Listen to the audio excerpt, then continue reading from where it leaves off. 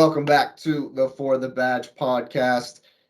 It's been an exciting couple of days in the league, and we will get to all the action. But first, go ahead and hit that like button, subscribe to the channel, get the notification bell on so we can get plenty more videos coming at you. Good. And I was listening, because I listen, I have the app where I can listen to all the Premier League games, so I hear them all. But it's different to hear the games as opposed to seeing them. For one, you can hear the commentators' bias because there's a lot of bias in the commentators because it's foot mob, and it's like the teams commentators. Yeah. So you hear a lot of the even though they're British, and they know the game as far as on the English level. A lot of times it's biased. So you do. It's funny because I wasn't around to know about this, but I do wonder how people functioned listening to sports on the radio. I don't know how you did it, because there's an element to seeing the thing, especially in football. Like, to see the element of the game, because the commentators just basically calling the movement, and occasionally, sort of a thing that happens. But to watch the game and to look what you're looking for, it really does something else, where you're like, hey man, that guy made a run 1,000 times. Why is no one passing the ball to him? Or you know what? That left back looks like he's not up for it today, and it misses something. But it's my way of still staying connected, because sometimes I gotta work, so I can't necessarily. I know what you mean. I was gonna say this, and that's an interesting observation by you. Like, I think the best, like when you talk about like the Martin Tylers and all that, when you're talking about the game, they're so descriptive. They not only understand the game, but they understand the nuances of the game. They understand, you know, all of the extra things that we as fans, when we watch a game, I always joke with people who don't like soccer. They're like, oh, they're just kicking the ball around. I'm like, no, there's a strategy to all of this.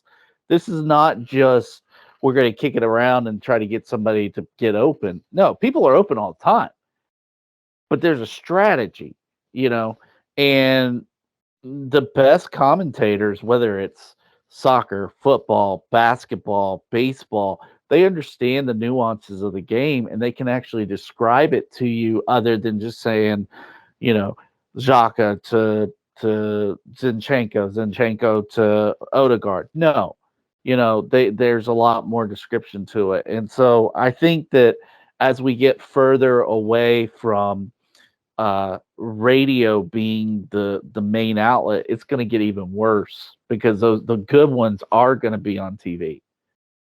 And it's interesting because, for example, I think I talked to you guys when I went to the MLS game, the opener, and I was watching the game, and to hear the commentators call the game as I watched it, I'm like, the game was MLS, right? And no disrespect to MLS, but it was MLS. But the commentators made it worse. Like, it sounded like they were. On the loudspeaker at the Yeah, stadium. they do, like, because like, if you're not, like, where the concessions are, and they Yeah. have TVs, they have in-house commentators that call the game. So, like, if, for example, if you go to the bathroom or something like that, they're calling it. So they have live commentators, doing a play-by-play of the game, and I'm not saying I would be better at it, even though maybe I might be, but some of them I'm just like, I wouldn't listen to the game if you're calling it, not because they're bad. It's just, as you said, Patrick, they don't give me enough. Like, if I know the game, then I'm looking to hear certain things, because you can't tell me, they passed to this person and this person. I don't care about that. Like, No. that doesn't mean anything to me. Like, what do you see? Like, I need Let to me ask you this. Let me ask you this.